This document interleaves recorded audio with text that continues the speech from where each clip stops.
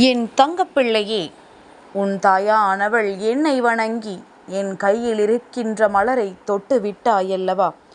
என் பிள்ளையே, யாரெல்லாம் இந்த தாயானவளை தன்னுடைய அம்மாவாக நினைக்கின்றார்களோ அவர்களுக்கு மட்டும்தான் இந்த பாக்கியம் கிடைக்கும். எல்லோர் கண்களுக்கும் இந்த வராகி படுவதும் கிடையாது. எல்லோர் செவிகளுக்கும் இந்த தாயானவளின் வாக்கு கேட்டு விடுவதும் கிடையாது.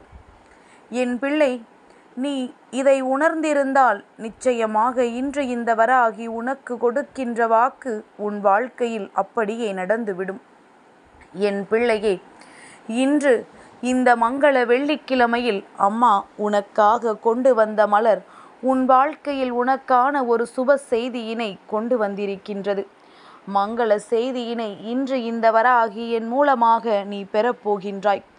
உன்னுடைய வாழ்க்கையில் நீ எதை நினைத்து கொண்டு இத்தனை நாட்களும் உன்னுடைய பயணத்தில் திசை மாறாமல் சென்று கொண்டிருக்கின்றாயோ அந்த மங்களகரமான செய்தி உன்னை வந்து சேரப்போகின்றது. என் பிள்ளையே, உன்னுடைய வாழ்க்கையில் மங்கள நிகழ்வொன்று உன்னுடைய மனதை மகிழ்விக்கும் பொருட்டு நடக்க இருக்கின்றது. இதற்காகத்தான் இத்தனை நாள் எதிர்பார்ப்பு, இதற்காகத்தான் இத்தனை கால வேண்டுதல். இந்த ஒன்று நடந்துவிட்டால் போதும் என்கின்ற தவிப்பு. இத்தனை நாளும் என் பிள்ளையை போட்டு வாட்டி வதைத்த அத்தனை விதமான கஷ்டங்கள் என்று எல்லாவற்றிற்கும் சேர்த்து வைத்து உனக்கு நல்ல பதில் கிடைக்கப் போகின்றது. என் தங்கமே, நீ எப்பொழுதுமே மனதிற்குள் நம்பிக்கையோடும் தைரியத்தோடும் இருந்து கொண்டிரு. அம்மாவிடம் எதை கேட்பதாக இருந்தாலும் என் குழந்தை மனநிறைவோடு கேள். நீ என்னிடம் கேட்கின்ற விஷயங்களை உனக்கு சரியென்று தோன்றிவிட்டது என்றால் அம்மா சர்வ நிச்சயமாக உனக்கு நிறைவேற்றி கொடுக்கின்றேன். என் தங்கமே, இன்று அம்மா உனக்கு ஒரு முக்கியமான விஷயத்தை பற்றி சொல்ல வேண்டும். நான் சொல்கின்ற விஷயம் உன் வாழ்க்கையிலோ அல்லது உன்னை சுற்றி இருக்கின்றவர் யாரேனும் ஒருவரின் வாழ்க்கையிலோ இருக்கும் பட்சத்தில் அவர்களுக்கு இதை நீ எடுத்துச் சொல்ல வேண்டும். என் குழந்தையே, உன்னுடைய வாழ்க்கையில் அதிகபட்சமான அன்போடு ஒருவரை நேசித்து வருகின்றாய். ஆனால் அவரோ காலத்தின் சூழ்நிலையோ அல்லது அவர்களினுடைய சொந்த வாழ்க்கையின் காரணமோ உன்னை விட்டு விலகிச் சென்று இன்னொரு வாழ்க்கையை தேட வேண்டிய நிலையில் இருந்து கொண்டிருக்கின்றார். இன்னொரு வாழ்க்கையை ஏற்றுக்கொள்ள வேண்டிய நிலையும் வந்துவிட்டது.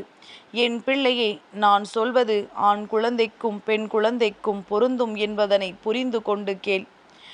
இதனால் அவர் இன்னொரு வாழ்க்கையை தேடிச் செல்ல வேண்டிய சூழ்நிலை ஏற்பட்டு விட்டது.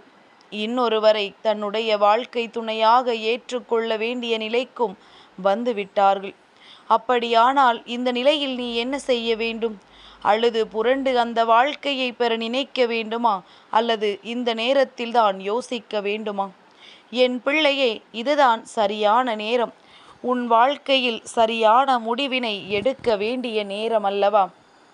எப்பொழுதுமே வாழ்க்கையில் ஏதேனும் ஒரு சூழ்நிலை கஷ்டங்கள் இருந்து கொண்டுதான் இருக்கும். ஆனால் இதுதான் நம் வாழ்க்கை, இவர்கள்தான் கடைசி வரை நம் வாழ்க்கையில் நம்மோடு தொடர்ந்து வருவார்கள் என்கின்ற முடிவினை எடுப்பதற்கு முன்பாகவே அந்த கஷ்டங்களை பற்றி சிந்தித்திருக்க வேண்டும். அப்பொழுதெல்லாம் அதை பற்றி பெரிதாக கவனிக்காமல் விட்டுவிட்டு ஏதோ நம்முடைய ஆசைக்கு இந்த வாழ்க்கை நம்மோடு இருந்தால் போதும் என்று எண்ணிவிட்டு காலம் முற்றும் பொழுது இது கடைசியில் திருமணத்தில்தான் சென்று முடிய வேண்டும் என்ற நிலை வரும் பொழுது அந்த பிரச்சனை இந்த பிரச்சனை என்று எடுத்துக்கொண்டு வருவது நியாயமற்றதல்லவா? என் பிள்ளையே, இப்பொழுது இது போன்ற ஒரு வாழ்க்கை சூழ்நிலை உனக்கு ஏற்பட்டு அவர்கள் உன்னை விட்டு வேறு உறவை நாடிச் செல்கிறார்கள் என்றால் இதுதான் உனக்கான சரியான நேரம் என்பதனை புரிந்து கொண்டு ஒரு கோடி கும்பிடு போட்டு அந்த வாழ்க்கையை விட்டு விலகிச் செல்லத்தானே நீ நினைத்திருக்க வேண்டும். மாறாக அந்த வாழ்க்கையை எப்படியும் அடைந்து விட வேண்டும் என்று எண்ணுவது தவறு. இது இந்த தாயானவள் ஒரு தாயாக இருந்து உனக்கு சொல்கின்ற கருத்து. அதையும் மீறி உன் பக்கங்கள் 1000 நியாயம் இருக்கும் பட்சத்தில் அதற்கு மேல் அது உன்னுடைய விருப்பம் என்பதனையும் அம்மா உனக்கு தெரிவித்துக் கொள்கின்றேன்.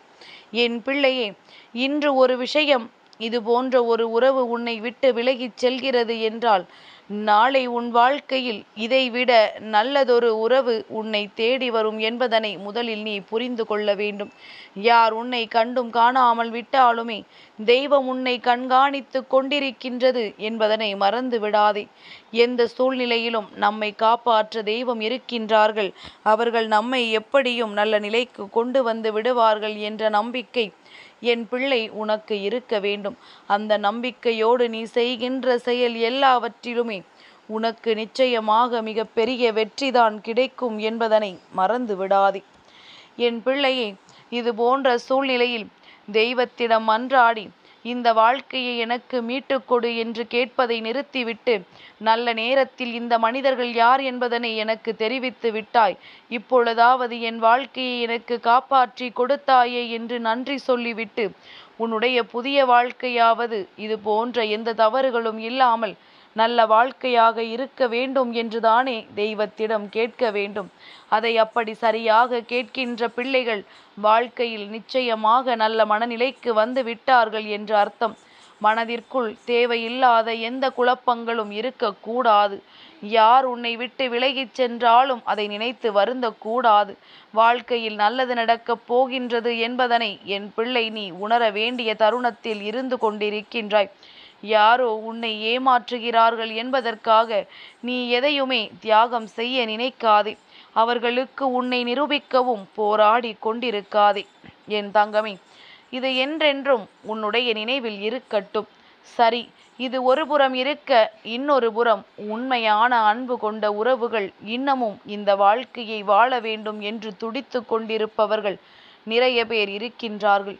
என் பிள்ளையே, அப்படி உன்மீது உண்மையான அன்பு கொண்ட உறவு ஒன்று இருக்கும் பட்சத்தில் அந்த உறவினை நிச்சயமாக இந்த தாயானவள் உன்னுடைய வாழ்க்கையில் உன்னோடு கொண்டு வந்து சேர்ப்பேன் என்பதனை மறந்து விடாதே. என்றுமே அம்மா உன்னை தவிக்க விடமாட்டேன். உண்மையான அன்பு என்றும் பிரிந்து விடக்கூடாது, பொய்யான அன்பு என்றும் சேர்ந்து விடக்கூடாது என்பதில் என் குழந்தை அதிகமான கவனத்தோடு நீ இருக்க வேண்டும். வாழ்க்கை என்பது ஒரு முறைதான். நீ ஒரு முறை அதற்குள் விழுந்து விட்ட பிறகு மீண்டும் அதிலிருந்து மீண்டெழுவது என்பது மிகவும் கடினமான விஷயமாக மாறிவிடும். அதனால் எதையுமே என் பிள்ளை நீ சிந்தித்து செயல்பட வேண்டும். என் பிள்ளைக்கு வாழ்க்கையில் நல்லதை நடத்தி கொடுக்க நினைப்பவள் இந்த வராகி நானாக இருக்கும் பொழுது என்னையன்றி வேறு யாராலும் உன்னை நெருங்கிவிட முடியாது என்பதனை இந்த சூழ்நிலையில் நீ புரிந்து கொள்ள வேண்டும். உன் வாழ்க்கையில் நடந்து கொண்டிருப்பது எல்லாமே இந்த வராகியின் ஆசிகளோடு தான் நடந்து கொண்டிருக்கின்றது. அம்மா ஒரு நாளும் என் பிள்ளைக்கு வாழ்க்கையில் நடப்பதை தடுத்து நிறுத்திவிட மாட்டாள். நல்லதாக இருக்கும் பட்சத்தில் உடனிருந்து உனக்கு ஆதரவு கொடுப்பேனே தவிர ஒருபோதும் உன்னுடைய ஆசைக்கு மாறாக அம்மா நடந்து கொள்ள மாட்டேன். எல்லாவற்றையும் மீறி நீ ஆசைப்பட்ட ஒன்று உன் கையை விட்டு நழுவி செல்கிறது என்றால் அதற்கான காரணத்தை மட்டும் என் பிள்ளை நீ சரியாக புரிந்து கொள்ள வேண்டும். இது உனக்கானது அல்ல என்பதில் நீ உறுதியாக இருக்க வேண்டும். என் தங்கமி, இனிமேலாவது இந்த வாழ்க்கையில் நீ சற்று கவனமாக இரு. வேறு யாரும் வந்து உன்னை தேற்றுகின்ற நிலைமைக்கு நீ சென்று விடாதே. உன்னிடமிருந்து மற்றவர்கள் ஆறுதல் பெற வேண்டுமே தவிர யாரிடமும் நீ ஆறுதலை நாடி செல்லாதே. என் பிள்ளையே, உன்னுடைய வாழ்க்கை என்பது உன்னுடைய எண்ணத்திற்கு ஏற்றவாறு நல்லபடியாக மாறிவிடும். இப்பொழுதிருக்கின்ற இந்த சூழ்நிலை வேண்டுமானால் உனக்கு சரியில்லாமல் இருக்கலாம்.